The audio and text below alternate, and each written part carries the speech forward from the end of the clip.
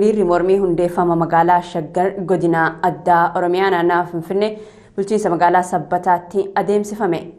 Hawaasni godina addaa Oromiyaa naannoo Finfinnee hundeeffamni magaalaa Shaggar fedhii uummataa kan giddu galeeffatee miti jechuun muddee 28 bara 2022 roobii kaleessa hiriira mormii adeemsisuu isaanii himanii. Tibbana mootummaan naannoo Oromiyaa magaalota godina addaa naannoo Finfinnee walitti dabalee magaalaa Shaggar jechuun dambii hundeeffama magaalattii lakkoofsa 233 muraa 2015 qopheessuun hojiirra oolcheetii jira.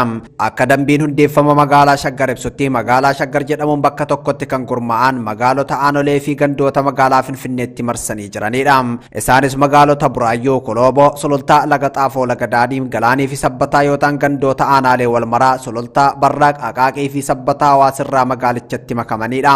Bal'inni magaalaa Shaggar hektaara 161,061tti akka dhiyaatuu fi akkaataa barbaachisummaa isaatti akka dabalu yookaan hir'atus dambii kana keessatti ibsameetii jira. Kaayyoon hundeeffama magaalaa Shaggar magaalattii ammayyeessuuf misoomaaf hawwattuu taasisuuf akkasuma magaalaa giddugala diinagdee siyaasaa fi hawaasummaa taate ijaaruu akka ta'e dambii hundeeffama magaalaa Shaggar irratti ibsamus mormiin jabaan qondaalota mootummaa fi uummataan mudateetii jira. Qondaalota mootummaa hundeeffama magaalaa Shaggar hadheeffatanii morman keessaa qondaalli olaanaan biltsiginnaa miseensi caffee Oromiyaa fi deetaan ministeera nagaam obbo Taayyee Danda'a isaan jalqabaati. Taayyee Danda'a magaalaan Shaggar osoo uummataa fi caffeen Oromiyaa mari'atanii hin murteessin fedhii qondaalota muraasaatiin hundeeffamte jedhu.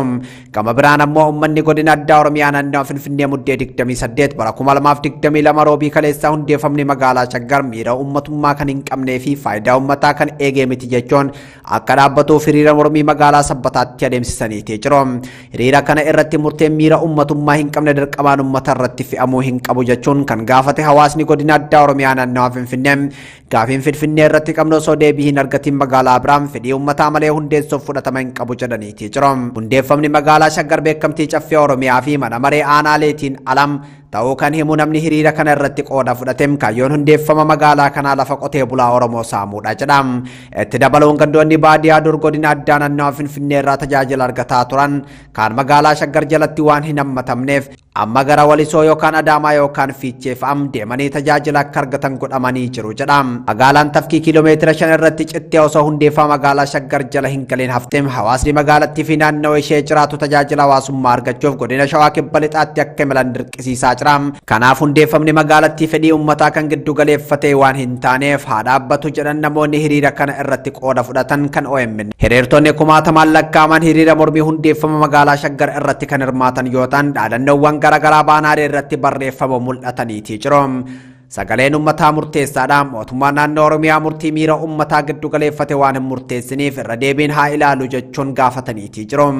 Heera mootummaa naannoo Oromiyaa keeyyanni 49 lakkoofsa 3 baa jalatti caffeen Oromiyaa baay'ina uummatichaa bal'ina naannichaa fi sochii dinagdee hawaasummaa tilmaama keessa galchuun gulaantaalee bulchiinsaa dabalataa hundi hundeessaa jedha. Boora kanaan magaalaa Shaggar hundeessuuf aangoo heerummaa kan qabu caffee Oromiyaati.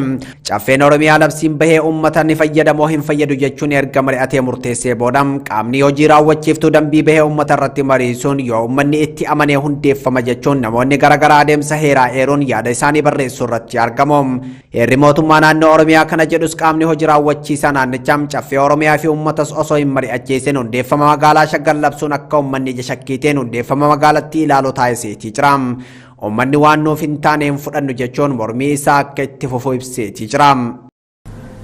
Miseensonni paarlaamaa mana maree bakka bu'oota uummataa mootummaan akkuma lola Tigraay mariin goolabe kan Oromiyaa keessaas nagaan xumuruuf gara mareetti dhufuu qabaa jirani. Guyyaa kaleessa manni maree bakka bu'oota uummataa keessummeessitootaa fi qaamolee dhimmicha ilaallattuu sadarkaa naannoo fi federaalaa irraa afeeruun miseensota waliin marii gaggeessaa akka oolee miseensonni mana maree bakka bu'oota miidiyaaleetti himani.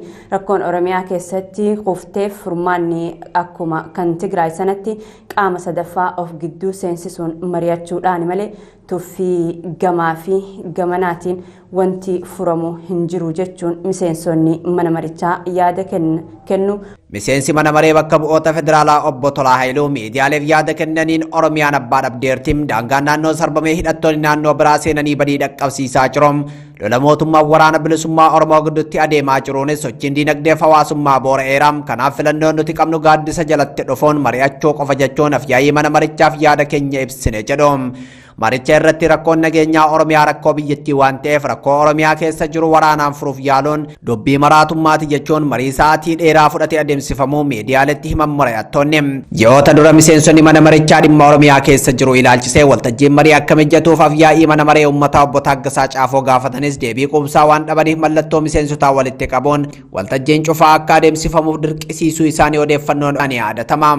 Waltajjii marii duraa irratti mootummaan rakkoo waraanaa Oromiyaa keessa jiru xiqqeessee ilaalee ukkaamsuuf yaaluun isaa sirrii miti jechuun miseensonni komii isaanii dhageessuu hordofeem qondaalonni olaanoon dirqamaan akka gara mariitti dhufan taasisuun miseensonni mana maree miidiyaaletti himaniitii turani. Dhimmicha beellamni qabamee turuu kan himan maddeen guyyaa kaleessaa manni maree bakka bu'oota uummataa keessummootaa fi qaamolee dhimmichi ilaallatu sadarkaa naannoo federaalaa affeeruun miseensota waliin marii geggeessee akka ooleen miseensonni BBC fi VOA'tti himaniitii jiru. Mootummaan federaalaas ta'ee mootummaan naannoo haldureewwan mariif barbaachisan guuttachuun qaama waraana bilisummaa Oromoo waliin mari'atee rakkoo furuu osoo danda'u dubbichatti dugda gatuu fi mariif of qopheessuu dhabuun isaa rakkinicha hammeessuu xiinxaltoonni siyaasaa irra deddeebiin himaa turaniitii jiru. Miseensi mana marichaa obbo Tolaa Haayiluu sababa lola xumura dhabe kanaatiin Oromiyaan hiyyummatti kufaa jirti jedhan. Akka fakkeenyaatti Oromiyaa lixaa keessatti hojiin qonnaa barnoonni daldaalliif kan kana fakkaatan waggoota 5 as dhaabbachuu fi hawaasni hiyyummaa waggoota 40 durallee isa mudatee hin beekneef saaxilamuu ibsaniitii jiru. Muuxannoon waraana dhaabanii gara lolaatti dhufuu lola Tigraay irraa argame kun Oromiyaa keessattis raawwatamuu akka qabu kan gaafatan obbo Tolaan Tigraay waraana nu booda eegalanii nu dura karaa nagaatti deebi'an jedhu. Kun Oromiyaa keessattis milkaa'uu kan danda'u fedhii hidhattootaa qofaan osoo hin taane mootummaanis maritti yoo amane fiixaan ba'umsa argata jedha miseensi mana maree kun. Kanaafis mootummaan gaafii marii waraana bilisummaa Oromoo irraa dhiyaachaa ture kan qaamni sadaffaan mariisisu jedhu sanam fudhachuun bakka marii fi haala marii irratti koree haala mijeessan waliif galanii adeemsa marii eegalutu irra jira jedhaniitii jiru. Waltajjicha irratti pirezidaantiin mootummaa naannoo Oromiyaa qaamolee nageenyaa kan naannoo fi federaalaa argamuu kan ibsame yoo ta'u haaldureewwan waraanni bilisummaa Oromoo dhiyeesse qaamni sadaffaan mijeeffame mariin nagaa buusuu eegalamuu qaba jechuun yaada mana keessaa ka'e irratti mari'atamutu himame. Miseensonni mana marii bakka bu'oota uummataa waliigaltee waltajjiin marii kun ittiin xumurame ilaalchise waan addatti ibsan qabaachuu baatanis mootummaan gara mariitti akka dhufuuf jabeessanii gaafachaa jiraachuu fi ajandaan guddoo ammatti harkaa qaban yaaddoo nageenya Oromiyaa ta'uu himaniitii jiru. Mootummaan federaalaa akkuma naannolee waraanaan miidhaman deebisee ijaaruuf baajata ramadee hojjechaa jirutti godinaalee Oromiyaa Wallaggaa, Gujii, Shawaa fi aanota Iluu Abbaa Booraa muraasattis hojii deebisanii misoomsuu akka hojjetuuf gaafachuun obbo Tolaa Haayiluu VOA'tti himaniitii jiru. Godina Shawaa Lixaa aanaa jalduutti qabata waraana bilisummaa Oromoo waraanuu ji'oon hidhaan akkaan hammaachuu fi namoonni nagaa tuttuqaa siyaasaallee hin qabne miidhamaa jiraachuu jiraattonni gandoota baadiyyaa aanaa jalduu maniiti jiru. Torbaan lamaas qaamoleen nageenyaa mootummaa gandoota aanaa jalduu hedduu keessatti hidhaa jumlaa hammeessuu fi manguddoota dargaggootaa fi daa'imman gara waajjira poolisii magaalaa jalduutti geessanii hidhaa jiraachuu himu.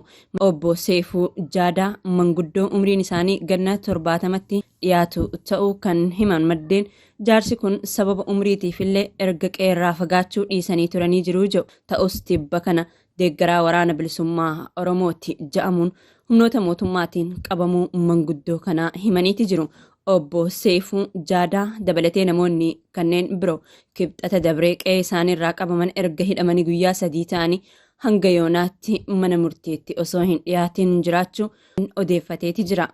Jiraattonni ganda sariitii hedduun gara magaalaa jalduutti geeffamuun waajjira poolisiitti hidhamanii jiran kunniin deeggartoota waraana bilisummaa Oromooti qabata ji'oon hidhamanis namoonni hidhaman kunniin qonnaan bultoota siyaasaa waliin hariiroo wayiituu hin qabne ta'utu himame.